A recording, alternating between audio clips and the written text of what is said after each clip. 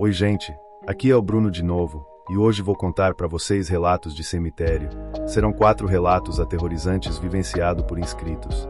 Então já prepara o coração e a pipoca porque essa história vai deixar todo mundo arrepiado. Vamos lá. Relato 1. A Sombra de Pedra.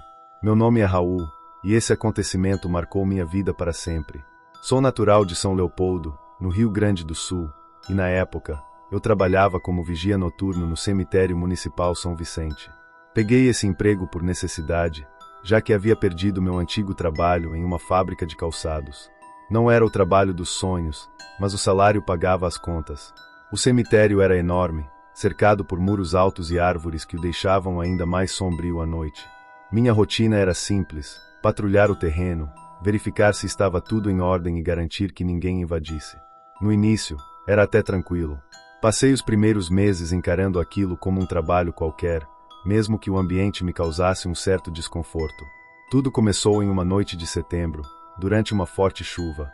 Eu fazia minha ronda habitual, andando com uma lanterna e um cacetete, quando ouvi algo que fez meu sangue gelar, um choro abafado vindo de uma das áreas mais antigas do cemitério, onde ficavam os túmulos do século XIX. Pensei que poderia ser alguém invadindo o local, talvez um morador de rua ou algum adolescente tentando pregar uma peça. Fui até lá, atravessando o lamaçal. A lanterna tremia na minha mão por causa do frio e da tensão. Quando cheguei, o som parou. Olhei em volta, iluminando as lápides e os túmulos desgastados pelo tempo, mas não vi nada. Estava prestes a voltar quando ouvi passos atrás de mim. Girei rapidamente, mas não havia ninguém. O único som era o da chuva. Decidi ignorar e continuar minha ronda. Contudo, a sensação de estar sendo observado não me abandonou. Passei a noite inteira com um nó no estômago, mas nada mais aconteceu. Na semana seguinte, o estranho voltou a acontecer. Desta vez, eu estava verificando o portão principal quando a luz da minha lanterna piscou.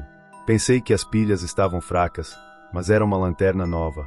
Foi então que notei algo na periferia da minha visão, uma figura escura, alta, de pé entre as lápides. Quando apontei a lanterna, não havia nada lá. Essas aparições se tornaram frequentes. Comecei a ouvir vozes sussurradas, como se alguém chamasse meu nome. Uma noite, enquanto caminhava pela ala dos mausoléus, a porta de um deles se abriu com um rangido ensurdecedor, apesar de eu ter certeza de que estava trancada.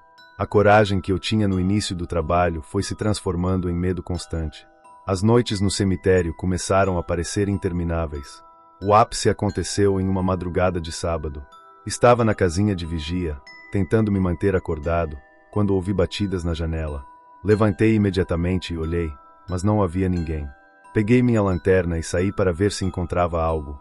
As batidas continuaram, mas desta vez vinham do portão principal. Quando cheguei lá, vi uma mulher de branco, com os cabelos longos cobrindo o rosto, parada no meio da estrada do cemitério. "A senhora está perdida?" Perguntei, tentando manter a calma.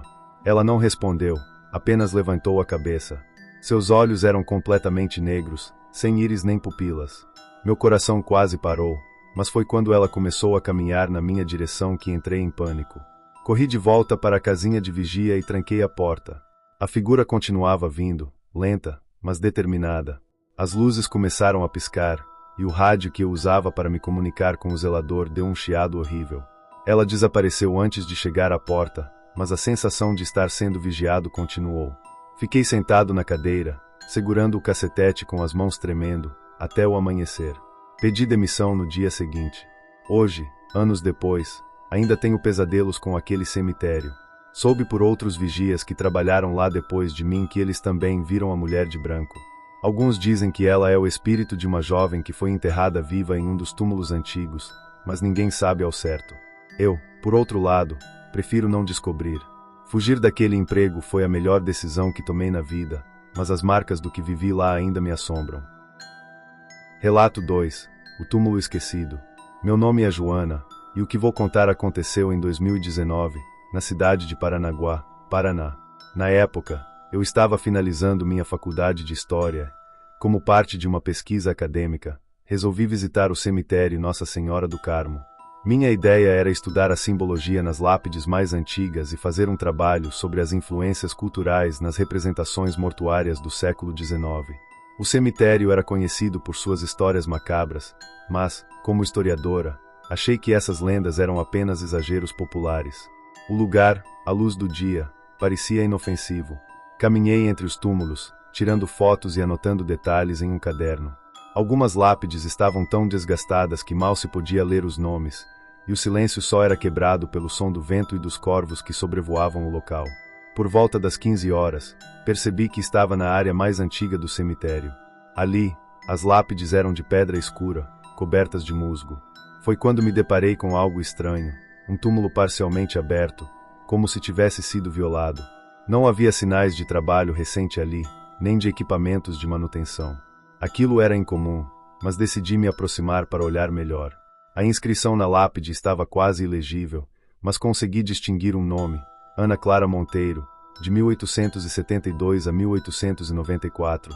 Abaixo, uma frase em latim dizia: Requiescat in pace, que significa descanse em paz. Ao redor do túmulo, encontrei pequenos objetos, uma boneca de porcelana sem um braço, um espelho trincado e velas derretidas. Não parecia algo deixado por familiares, tinha mais cara de algum tipo de ritual. Tirei fotos e fiz algumas anotações, mas não me demorei ali. Algo naquele lugar me causava calafrios. Continuei minha pesquisa, mas a sensação de estar sendo observada não me deixava. Olhei várias vezes por cima do ombro, mas não havia ninguém. Naquela noite, enquanto revisava minhas anotações em casa, comecei a sentir um desconforto estranho. Era como se o ar estivesse pesado, e minha mente insistia em voltar ao túmulo de Ana Clara. Resolvi investigar mais sobre ela, mas não encontrei registros históricos significativos. Foi então que as coisas começaram a sair do controle. Certa madrugada, acordei com o som de passos no corredor do meu apartamento. Morava sozinha, e meu primeiro instinto foi pensar que alguém havia invadido. Levantei devagar e peguei uma tesoura na escrivaninha. Quando abri a porta do quarto, o som parou. A sala estava vazia, mas o desconforto permaneceu. Antes de voltar para a cama, notei algo na mesa, o espelho trincado que eu havia visto no cemitério. Mas como ele estava ali? No dia seguinte, voltei ao cemitério para tentar entender o que estava acontecendo. Contei ao zelador, seu Armando, sobre o túmulo de Ana Clara e perguntei se ele sabia algo. Ele ficou pálido e me disse para não mexer naquilo. Esse túmulo é amaldiçoado, ele sussurrou. Há décadas, as pessoas dizem ouvir o choro de uma mulher por lá. Quem se aproxima acaba levando algo dela, mesmo sem perceber. Ignorei as advertências dele e fui novamente até o túmulo. O local estava como eu havia deixado, mas algo novo chamou minha atenção. Uma marca de mão gravada na pedra da lápide, como se tivesse sido queimada ali. Quando toquei a lápide, uma onda de frio atravessou meu corpo, e a sensação de estar sendo observada voltou com força. Naquela noite, tive o pior pesadelo da minha vida. Sonhei que estava no cemitério, cercada por túmulos abertos, e Ana Clara estava parada na minha frente. Seus olhos eram vazios, e a pele parecia estar apodrecendo. Ela estendeu a mão para mim, dizendo: "Devolva o que é meu." Acordei gritando, com arranhões nos braços que não estavam lá antes de eu dormir. Convencida de que precisava fazer algo, voltei ao cemitério no dia seguinte e deixei o espelho trincado no túmulo, junto com uma oração. Depois disso, nunca mais tive problemas, mas o medo daquele lugar ficou comigo. Descobri, anos depois, que Ana Clara era filha de um homem poderoso da cidade e havia sido enterrada viva por engano durante uma epidemia. O espírito dela nunca encontrou descanso. Nunca mais voltei a visitar cemitérios. Agora sei que algumas histórias são mais do que lendas. Relato 3. O Caminho dos Suspiros. Me chamo Tiago, e moro em São José dos Campos, São Paulo. Nunca fui do tipo que acredita em fantasmas ou histórias de terror, mas isso mudou há alguns anos, depois de um evento que me assombra até hoje. Eu tinha 28 anos na época e trabalhava como motorista de aplicativo para complementar minha renda. Era por volta das 23 horas de uma sexta-feira, quando recebi uma corrida perto do cemitério local, o cemitério Padre Rodolfo Comoré. Apesar de o local ser conhecido pelas suas histórias sinistras, aceitei o pedido. Ao chegar, vi que o passageiro era um senhor de aparência humilde, com um chapéu preto e roupas antigas. Ele estava parado na entrada do cemitério, e algo nele parecia fora do comum, mas não consegui identificar o que. Ele entrou no carro sem dizer uma palavra, apenas acenou com a cabeça quando perguntei se ele era o passageiro. O destino no aplicativo era uma rua chamada Estrada dos Suspiros, uma área rural a alguns quilômetros da cidade. Achei estranho, mas segui a rota. O silêncio no carro era sufocante, e o homem parecia estar olhando fixamente para frente, sem sequer piscar. Enquanto dirigia, percebi que a temperatura no carro estava mais fria do que o normal, apesar de o ar-condicionado estar desligado. Tentei puxar conversa, mas ele não respondeu. No máximo, murmurou algo que não conseguia entender. A sensação de desconforto aumentava a cada quilômetro. Quando chegamos à Estrada dos Suspiros, o GPS indicou que o destino era uma área cercada por mato e completamente escura. Perguntei ao homem se era ali que ele queria descer, mas ele apenas apontou para frente, indicando que eu continuasse. O medo começou a tomar conta de mim, mas decidi obedecer. Depois de alguns minutos, o GPS começou a perder o sinal, e eu não tinha ideia de onde estava. Olhei pelo retrovisor para perguntar novamente ao passageiro, mas ele não estava mais no banco traseiro. Meu coração disparou. Parei o carro no meio da estrada, saí e olhei em volta, mas não havia ninguém. Foi então que ouvi passos na mata ao lado da estrada. Meu instinto dizia para ir embora, mas uma força estranha parecia me manter ali. De repente, ouvi uma voz grave e distante dizendo meu nome, seguida por risos abafados. Entrei no carro em pânico e acelerei sem olhar para trás.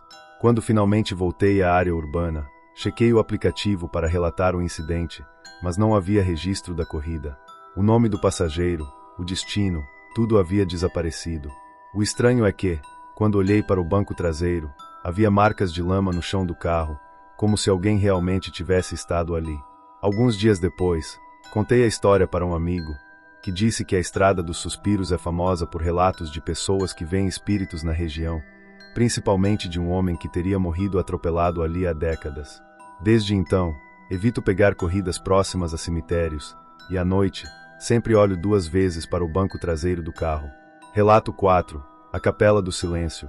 Me chamo Luciana, sou de Fortaleza, Ceará, e trabalho como fotógrafa profissional. Em 2017, fui contratada para fotografar o cemitério São João Batista, um lugar famoso por suas esculturas e mausoléus históricos. A proposta era criar um portfólio artístico com foco nas belezas e detalhes arquitetônicos do local. Cheguei ao cemitério por volta das 16 horas, acompanhada de um colega assistente, Vinícius. O lugar tinha uma energia pesada, mas a luz do sol ainda fazia tudo parecer menos intimidador. Começamos a fotografar e explorar as áreas mais antigas, onde os túmulos estavam em ruínas e a vegetação crescia entre as lápides. No meio da sessão, encontramos uma capela pequena e abandonada, cercada por histórias de que havia sido palco de rituais proibidos no passado. Apesar disso, a arquitetura era impressionante, e decidi que seria o foco principal das fotos.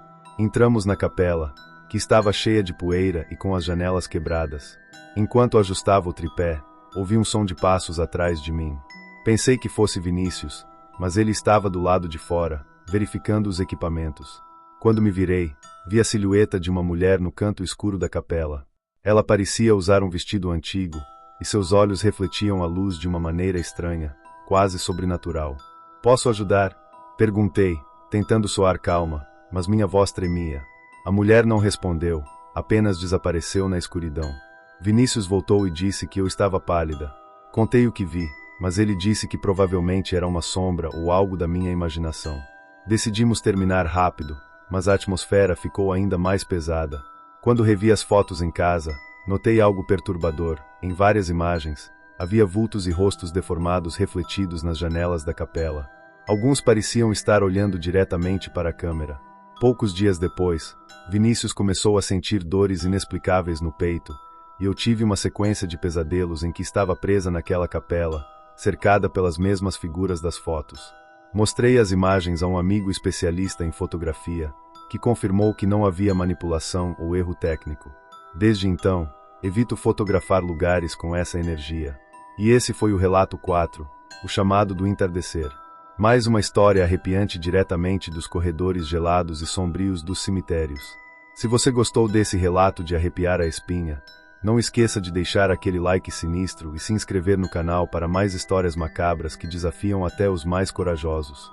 Compartilhe este vídeo com seus amigos que adoram um bom suspense e com aqueles que dizem que não têm medo de nada. Quem sabe, essa história pode fazer até os mais céticos pensarem 2 vezes antes de andar sozinhos à noite. Boa noite, e lembrem-se, às vezes, o silêncio não é vazio. Ele pode estar cheio de olhos, à espreita, nas sombras. Durmam bem, se puderem.